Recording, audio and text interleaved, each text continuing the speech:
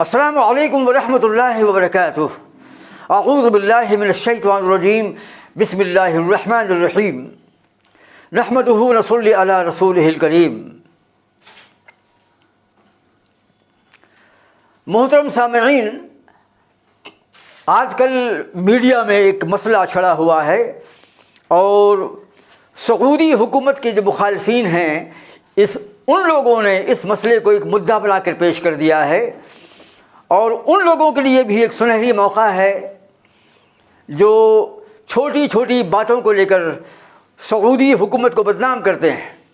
خاص طور سے اخوانی اور جماعت اسلامی کے لوگ، جن کے نزدیک مملکت ایرانی حکومت جو ہے وہ اسلامی اسٹیٹ تو ہے، لیکن سعودی حکومت جو ہے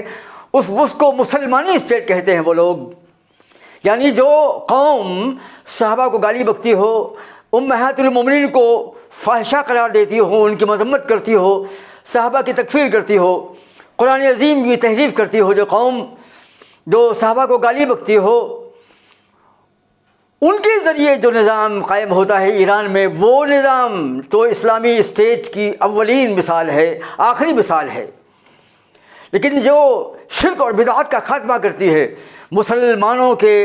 مسائل کو حل کرتی ہے اور ساری دنیا میں مسلمانوں کی نمائندگی کرتی ہے، ان کی قیادت و سیادت کی ذمہ دار ہے، اس حکومت سعودیہ کو یہ لوگ کہتے ہیں کہ اسلامی نہیں بلکہ مسلمانی اسٹیٹ ہے۔ یعنی شیعوں کی حکومت جو ہے، جو مسلمانوں کی تکفیر کرتے ہیں، وہ تو اسلامی حکومت ہے، لیکن اللہ کے موحد بندوں کی حکومت جو ہے وہ اسلامی نہیں بلکہ مسلمانی اسٹیٹ ہے۔ اس طریقے سے جب کبھی اخوانیوں کو یا دیوبندیوں کو یا بریلویوں کو موقع ملتا ہے یا شیعوں کو موقع ملتا ہے، وہ سعودی حکومت کی مذمت کیے بغیر رہتے نہیں ہیں۔ وہ بات بات میں ایسی خامیاں ایجاد کرتے رہتے ہیں اور جان بوجھ کر کے حق جاننے کے باوجود بھی وہ بدنام کرنے کی کوشش کرتے ہیں۔ ابھی حال ہی میں ہندوستان سے حج کے مسلمانوں کے ہندوستان کے مسلمانوں کے حج کے مسائل کو حل کرنے کے لیے غالباً حج منتری اسمرتی ایرانی کو یہاں سے روانہ کیا گیا، جو مدینہ منورہ میں گئیں، مسجد نبوی اور مسجد قباء اور دیگر مقامات مقدسہ کے جنہوں نے کی زیارت کی، تو ان کو لے کر کے پورے میڈیا میں ہنگامہ مچ گیا اور مخالفین حکومت سعودیہ نے مذمت کا ایک سلسلہ شروع کر دیا کہ اب تو اسلامی حکومت جو ہے، سعودی حکومت جو ہے، اب تو ہندو عورتوں کو اور کافروں کو اور ہندو عورتوں کو اور دیگر اقوام کے لوگوں کو بھی مدینے میں داخل کر رہے ہیں، جبکہ مدینے میں یا مکہ میں داخل ہونا حرام ہے، ناجائز ہے۔ اس طریقے سے بغیر معلومات کے، بغیر پختہ علم کے وہ لوگ جو ہیں مفتی بن گئے اور انہوں نے سعودی حکومت کی مذمت شروع کر دی، یہ کہتے ہوئے کہ سعودی حکومت نے ایک بہت بڑی غلطی کی ہے کہ ایک حرام کام کا ارتکاب کیا ہے کہ ایک عورت کو اور کافر عورت کو جو ہے مدینے میں داخلہ دے دیا۔ لہذا اس کا دفاع کیا گیا ہے، نور ٹی وی جدہ نے بھی دفاع کیا ہے اور شیخ مختار احمد مدنی نے بھی اس کا دفاع کیا ہے، اور دیگر ہندوستانی سلفی اداروں نے بھی اس کا دفاع کیا ہے اپنی بساط بھر۔ ہم بھی چاہتے ہیں کہ ہم چند کلمات اس سلسلے میں کہہ دیں۔ دراصل جو لوگ بدنام کر رہے ہیں انہیں خبر نہیں ہے، یوٹیوب کے اندر میں جو لوگ کام کرتے ہیں، جو اپنے ویڈیوز جاری کرتے ہیں، وہ عوام ہوتے ہیں، اکثر وہ عوامی لیول کی معلومات ہوتی ہے، ان کی معلومات جو ہے پختہ نہیں ہوتی ہے، وہ عالم نہیں ہوتے ہیں، اپنی فہم کے مطابق جیسا سمجھ میں آتا ہے ویڈیو جاری کر دیتے ہیں، علماء سے رابطہ قائم نہیں کرتے، اہل علم سے رابطہ قائم نہیں کرتے، قرآن و حدیث کا جو موقف ہے اس کو جاننے کی کوشش نہیں کرتے، بس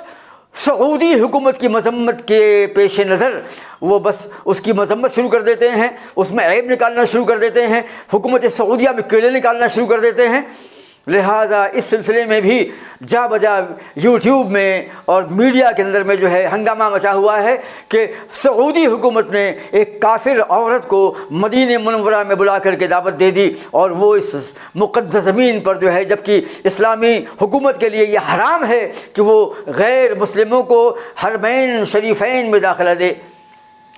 تو اس سلسلے میں ہم چند بنیادی اور کلیدی باتیں بالاختصار بیان کریں گے۔ دراصل کیا ہے کہ تمام جو ائمہ اربعہ ہیں، یعنی حنفی مسلک ہو یا مالکی مسلک ہو یا شافعی مسلک ہو یا حنبلی مسلک ہو، اور خاص طور سے میں بات کر رہا ہوں ہندوستان میں چونکہ حنفی مسلک ہے تو دیوبندی، علماء دیوبند اور علماء بریلویہ اور جماعت اسلامی کے تمام لوگوں کے نزدیک یہ بات طے ہے، اور وہ اس بات کو تسلیم کرتے ہیں، مانتے ہیں۔ ان کی کتابوں میں یہ لکھا ہوا ہے کہ مکۃ المکرمہ میں تو منع ہے، حرام ہے کافروں کا داخلہ جو ہے، اور خاص طور سے حرم کے اندر میں منع ہے۔ مکۃ المکرمہ یعنی مکہ شریف میں خانہ کعبہ میں دخول حرام ہے، یہ تو طے ہے کہ اس کے لیے نص ثابت ہے، قرآن عظیم کی نص ہے۔ یعنی مشرک جو ہیں، بے شک اے مسلمانوں، بے شک مشرک جو ہیں وہ نجس ہیں، بس ان کو تم مسجد حرام میں داخلہ مت دو، ان کو نہ چاہیے کہ وہ داخل ہوں مسجد حرام میں۔ اس طریقے سے مکۃ المکرمہ کے لیے نص ہے، لیکن مدینہ منورہ کے لیے کوئی نص نہیں، بلکہ تمام احادیث اور مورخین کی تمام کتابیں اور علماء و محدثین کے فتاویٰ اس سلسلے میں ناطق ہیں اور شاہد عدل ہیں۔ ان کا داخلہ یعنی یہودیوں کا، عیسائیوں کا، ہندوؤں کا، سکھوں کا، یعنی کسی بھی مشرک قوم کا داخلہ جو ہے مدینے میں منع نہیں ہے،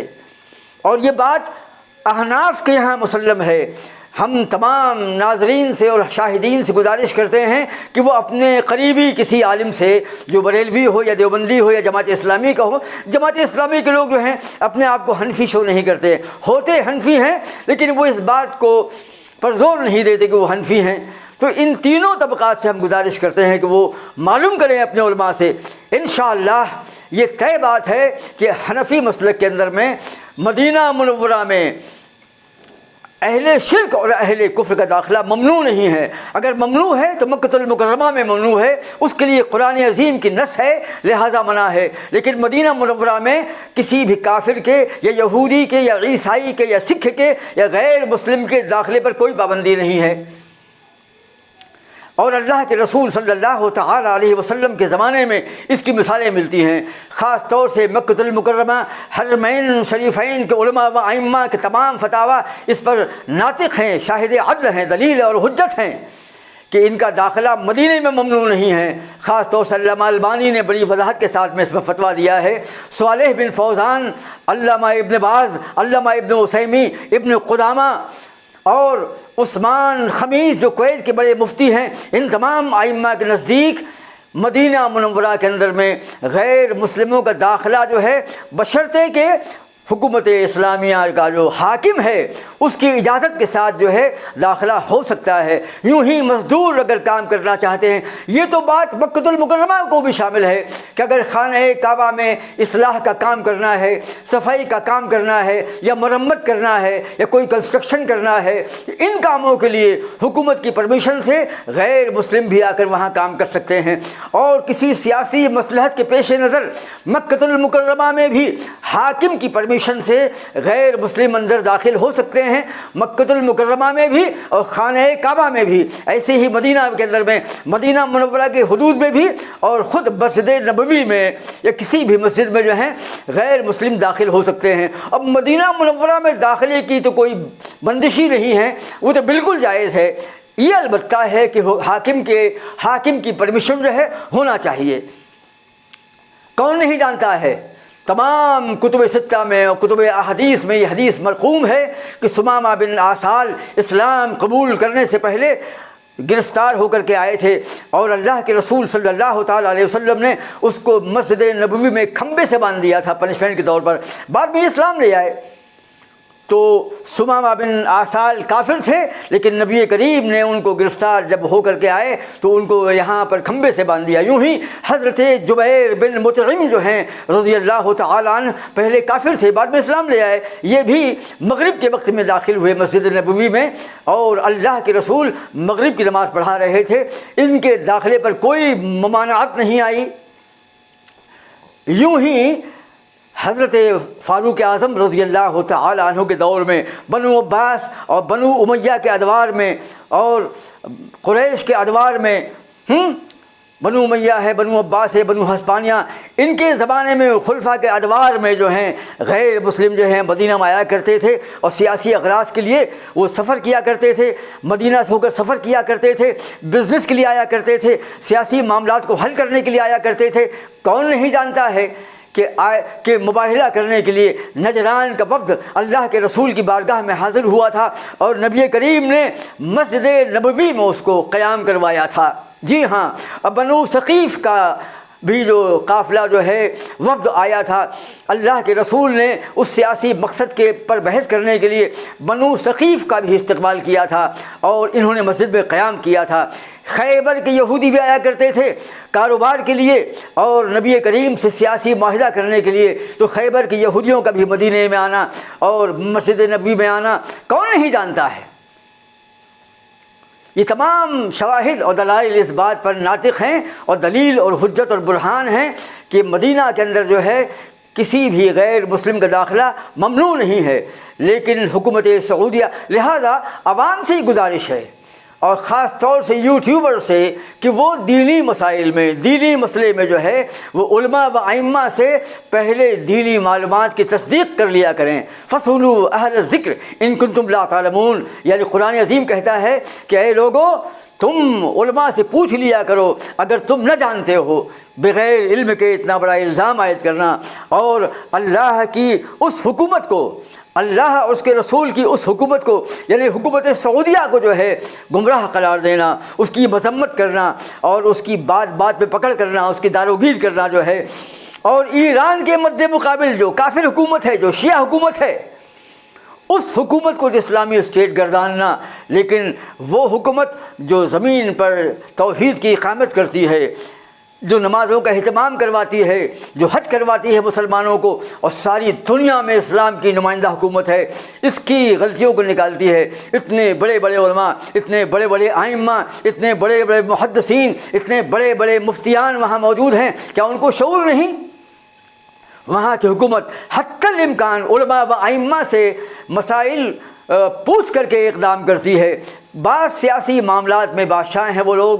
وہ کچھ غلطیاں کر سکتے ہیں، وہ ایک الگ بات ہے اگر ثابت ہو جائے، لیکن دینی مسائل میں اور شریعت کے نفاذ میں وہاں کے شہنشاہ اور وہاں کے بادشاہ جو ہیں، وہاں کے ملوک اور وہاں کے سیاسی رہنما جو ہیں، وہ علماء و ائمہ کے مشورے کے بغیر کوئی کام نہیں کرتے ہیں۔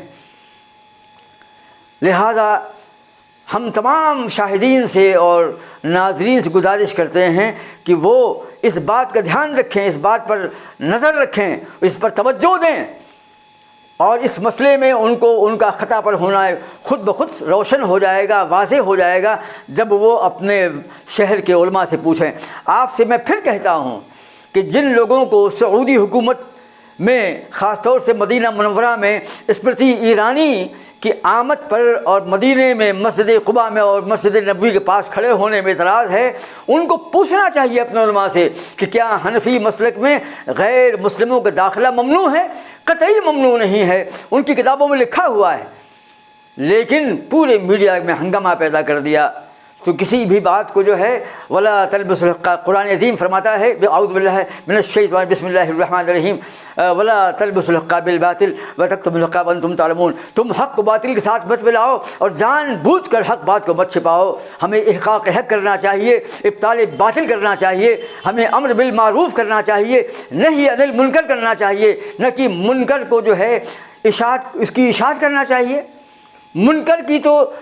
منکر کا سد باب کیا جائے گا، اس کا خاتمہ کیا جائے گا، اور منکر آپ خود پھیلا رہے ہیں، وہ بھی اسلامی اسٹیٹ کے خلاف، اسلامی مملکت کے خلاف، اسلامی بادشاہت کے خلاف۔ اللہ تعالی ہمارے دلوں سے تنگ نظری کو دور کر دے اور تعصب کے عینک اتارنے کی توفیق دے، اور نفرتوں کا جو بیج ہم نے بویا ہے اس کا خاتمہ کرنے کی توفیق دے۔ ہم تمام ناظرین سے گزارش کرتے ہیں کہ وہ ہمارے اس چینل کو سبسکرائب کریں اور شیئر کریں۔